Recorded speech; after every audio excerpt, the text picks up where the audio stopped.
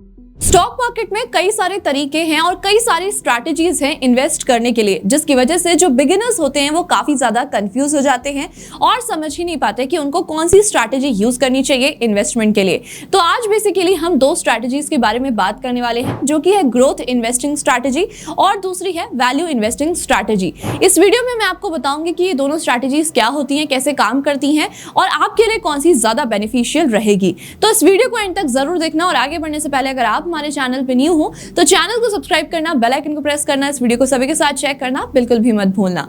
अब सबसे पहले बात कर लेते हैं वैल्यू इन्वेस्टिंग के बारे में, ये क्या होता है। अगर इस स्ट्रैटेजी की बात की जाए तो ये सबसे पहला आइडिया था बेंजामिन ग्राहम का, लेकिन ये स्ट्रैटेजी सबसे ज्यादा फेमस हुई थी वॉरेन बफेट की वजह से, क्योंकि वो अपने पोर्टफोलियो में सबसे ज्यादा इसी स्ट्रैटेजी को यूज करते हैं और वैल्यू इन्वेस्टिंग कर ही उन्होंने आज अपनी इतनी बड़ी वेल्थ क्रिएट कर ली है। वहीं अगर वॉरेन बफेट की बात की जाए तो वो यही मानते हैं कि वैल्यू इन्वेस्टिंग स्टॉक मार्केट में इन्वेस्ट करने का एक बेस्ट तरीका होता है। सबसे पहले अगर समझें कि वैल्यू इन्वेस्टिंग यानी वैल्यू स्टॉक्स को आप चूज कैसे करते हो। सबसे पहला, जो भी कंपनी आप चूज कर रहे हो उसका पीई रेशियो काफी कम होना चाहिए पीयर कंपैरिजन में। पीई रेशियो कम होने से मतलब ये है कि जो कंपनी है उसके स्टॉक्स अंडर वैल्यूएशन पर ट्रेड किए जा रहे हैं। बट यस, इन स्टॉक्स को चूज करने में सबसे बड़ा रोल प्ले करते हैं फंडामेंटल्स। कंपनी की जो फंडामेंटल्स हैं वो काफी ज्यादा स्ट्रॉन्ग होने चाहिए, तभी आपको ऐसी कंपनीज में इन्वेस्ट करना चाहिए, वरना आपके साथ वैल्यू स्कैम भी हो सकता है। अब वैल्यू स्कैम इस तरीके से होता है कि अगर आपने कोई भी ऐसी कंपनी चूज कर ली जो कि अंडर वैल्यूड है, कम प्राइस पर मिल रही है, लेकिन वो कंपनी के फंडामेंटल्स अच्छे नहीं है और उस कंपनी का जो प्राइस है और भी ज्यादा मार्केट में गिरने वाला है, तो अगर आप ऐसी कंपनीज में इन्वेस्ट कर देते हो तो आपके साथ इस तरीके के वैल्यू स्कैम्स भी हो सकते हैं। जब भी आप किसी वैल्यू इन्वेस्टिंग के लिए अच्छी कंपनी को चूज कर रहे हो तो उसके फंडामेंटल्स जरूर चेक करने चाहिए। अब फंडामेंटल्स में आपको कौन कौन सी चीजें देखनी है वो समझ लेते हैं। सबसे पहले तो आपको पी रेशियो चेक करना है, उसके बाद आपको ये देखना है कि कंपनी का पीबी रेशियो क्या है, प्राइस टू बुक वैल्यू, और उसके बाद आपको ये भी देखना है कि कंपनी के एसेट्स लायबिलिटीज क्या है, कितने डेट में है कंपनी, यानी कि आपको कंपनी की बैलेंस शीट भी चेक करनी है। अब अगर वैल्यू इन्वेस्टिंग की बात की जाए तो यहाँ पर वॉलेटिलिटी कम देखने को मिलती है, यानी ये स्टॉक्स ना ज्यादा ऊपर जाते हैं और ना ही ज्यादा नीचे जाते हैं, लेकिन यस, ये मार्केट में आपको अच्छी ग्रोथ दे सकते हैं। अब इन स्टॉक्स को आइडेंटिफाई करने के लिए आप ये तीन चीजें चेक कर सकते हो। जैसे मैंने आपको बताया कि पीई रेशियो तो आप चेक करोगे ही, क्योंकि ये पीयर कंपैरिजन में कम होना चाहिए। ये अपने एक्चुअल प्राइस से कम पर ट्रेड किया जा रहा है, तो इट मींस ये वैल्यू स्टॉक से रिलेटेड है। दूसरा, अगर कोई ऐसा स्टॉक है जो किसी बैड न्यूज या फिर मार्केट सेंटीमेंट्स की वजह से नीचे आ गया है और उसके फंडामेंटल्स अभी भी स्ट्रॉन्ग है, तो आप ऐसे स्टॉक के बारे में स्टडी कर सकते हो। तीसरी चीज, अगर आप किसी वैल्यू स्टॉक को चूज कर रहे हो तो उसका डिविडेंड यील्ड ज्यादा होगा। ऐसा क्यों? क्योंकि कंपनी को अपने ऊपर भरोसा होता है और कंपनी ये जानती है कि वो आने वाले टाइम में ग्रो करेगी, तो इस वजह से उनका जो डिविडेंड यील्ड होता है वो ज्यादा होता है। तो आप इस तरीके से भी आइडेंटिफाई कर सकते हो वैल्यू स्टॉक्स को। अब बात कर लेते हैं ग्रोथ इन्वेस्टमेंट स्ट्रैटेजी के बारे में। अब इस स्ट्रैटेजी में आप उन कंपनीज को चूज करते हो जो अपने सेक्टर में सबसे अच्छा परफॉर्म कर रही हैं और बाकी कंपनी से ज्यादा प्रॉफिट ग्रो कर रही हैं। फॉर एग्जाम्पल, कोई एक एक्स सेक्टर है, यानी कि कोई एनर्जी सेक्टर है, हम सिर्फ एग्जाम्पल के लिए समझ लेते हैं। कोई एनर्जी सेक्टर है, उसमें 20 कंपनीज है, लेकिन 20 में से 19 कंपनीज 15% से अपने प्रॉफिट को ग्रो कर रही है ईयर ऑन ईयर, बट सिर्फ एक कंपनी ऐसी है जो कि 20% से ग्रो कर रही है अपने प्रॉफिट को ईयर ऑन ईयर। तो वो जो लास्ट वाली कंपनी है, आप उसे ग्रोथ स्टॉक बोल सकते हो, क्योंकि वो सबसे अच्छा परफॉर्म कर रही है मार्केट में और आने वाले टाइम में हो सकता है कि वो और भी ज्यादा परफॉर्म करे। बेसिकली जब आप किसी स्टॉक के रेवेन्यू ग्रोथ और प्रॉफिट ग्रोथ को देखते हो तो वो ग्रोथ इन्वेस्टमेंट स्ट्रैटेजी में कंसीडर किए जाते हैं। अब आप इन स्टॉक्स को कैसे आइडेंटिफाई कर सकते हो ये समझते हैं। अब सबसे पहले तो जो कंपनी आप चूज कर रहे हो वो मार्केट में लीडरशिप पर होनी चाहिए।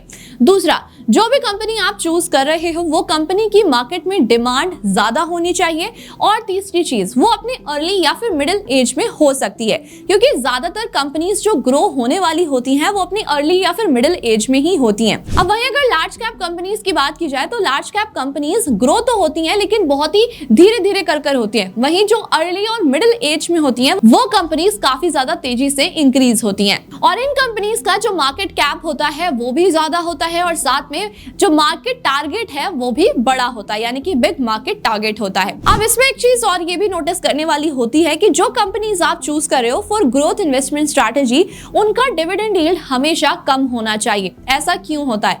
अगर मैं बात करूं डिविडेंड की, तो वही कंपनीज देती हैं जो कि एक्स्ट्रा प्रॉफिट कमा रही होती हैं। बट अगर मैं बात करूं ग्रोथ स्टॉक्स की, तो जो वो पैसा कमा रहे हैं वो कंपनीज अपने आगे आने वाले बिजनेस में इन्वेस्ट कर देती हैं, जिसकी वजह से वो डिविडेंड में कम इंटरेस्ट रखते हैं और डिविडेंड देते भी नहीं है। तो उनका जो डिविडेंड यील्ड होता है वो काफी कम होता है। अब वहीं अगर मैं पीई रेशियो की बात करूं, तो इनका पीई रेशियो हमेशा ज्यादा होता है, यानी ये वाले स्टॉक्स जो होते हैं ओवर वैल्यूड होते हैं। अब ऐसा क्यों होता है? अगर मार्केट में किसी चीज की डिमांड ज्यादा होती है तो हर कोई उसके लिए एक्स्ट्रा पे करना चाहेगा। अब जब कोई इन्वेस्टर्स किसी स्टॉक को लेकर ज्यादा पे करने के लिए रेडी होते हैं तो उसका पीई रेशियो इंक्रीज हो जाता है, यानी कि उसकी एक्चुअल वर्थ से उसका प्राइस इंक्रीज हो जाता है और वो ओवर वैल्यूड हो जाते हैं। अब अगर आपको ये चेक करना है कि कोई स्टॉक ओवर वैल्यूड है या फिर अंडर वैल्यूड है, तो वो कैसे पता चलेगा?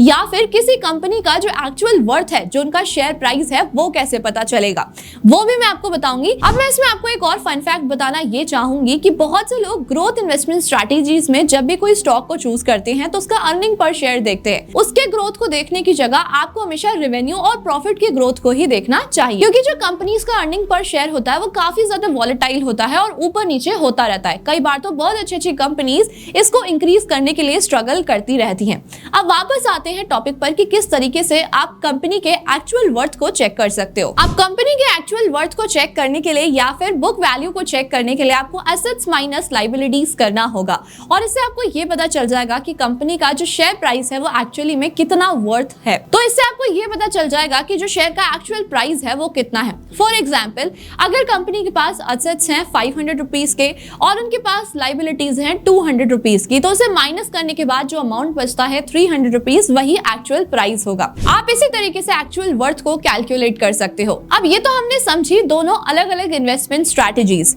लेकिन अगर बात की जाए कि दोनों में क्या सिमिलैरिटी होती है, अब इसमें सिर्फ एक ही सिमिलैरिटी ये होती है कि जब growth stocks and value stocks में करेक्शन आता है तो वो बहुत बुरी तरीके से नीचे गिरते हैं और दोनों का प्राइस टूट जाता है, लेकिन उसके बाद जब अमाउंट रिकवर होता है तो रिटर्न्स भी काफी अच्छे होते हैं। अब अगर बात की जाए वर्सेस की कि आपके लिए कौन सा ऑप्शन बेस्ट रहेगा, ग्रोथ स्टॉक्स या फिर वैल्यू स्टॉक्स, तो मैं आपको बोलूंगी कि दोनों में कोई भी कंपैरिजन नहीं है।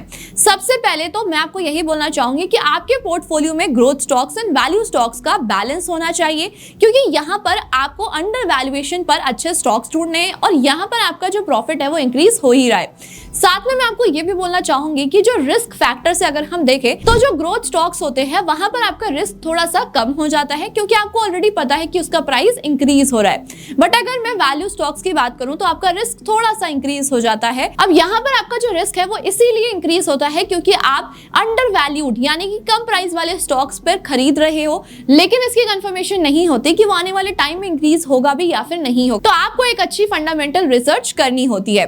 अब अगर बात की जाए बैलेंस की, तो मैं आपको ये इसीलिए बोल रही हूँ क्योंकि बहुत सारे वैल्यू स्टॉक्स ऐसे होते हैं जो ग्रोथ स्टॉक्स में कन्वर्ट हो जाते हैं और ऐसा वाइस वर्सा भी हो सकता है। तो अगर आप एक पोर्टफोलियो में बैलेंस बनाकर रखते हो तो आपके रिटर्न्स मैक्सिमाइज हो सकते हैं। आई होप आपने इस वीडियो से कुछ सीखा होगा। स्टिल अगर आपको कोई भी कंफ्यूजन है तो आप मुझे कमेंट करके पूछ सकते हो। साथ में अगर अभी तक आपने इन्वेस्टमेंट स्टार्ट नहीं की है, आप स्टॉक्स में इन्वेस्ट करना चाहते हो, तो उसके लिए आपको एक डीमैट अकाउंट की जरूरत जरूर पड़ेगी, जिसका लिंक आपको हमारे डिस्क्रिप्शन बॉक्स और पिन कमेंट में मिल जाएगा। आप फ्री में डीमैट अकाउंट ओपन करा सकते हो और साथ में इन्वेस्टमेंट भी स्टार्ट कर सकते हो। इस वीडियो को जितना हो सके उतना शेयर कर देना ताकि हर किसी तक एक करेक्ट इन्फॉर्मेशन पहुंच सके और वो अपने लिए एक बेस्ट ऑप्शन चूज कर सके। और ऐसे इंटरेस्टिंग वीडियोस को देखने के लिए हमारे चैनल को सब्सक्राइब करना, बेल आइकन को प्रेस करना बिल्कुल भी मत भूलना। Thank you so much.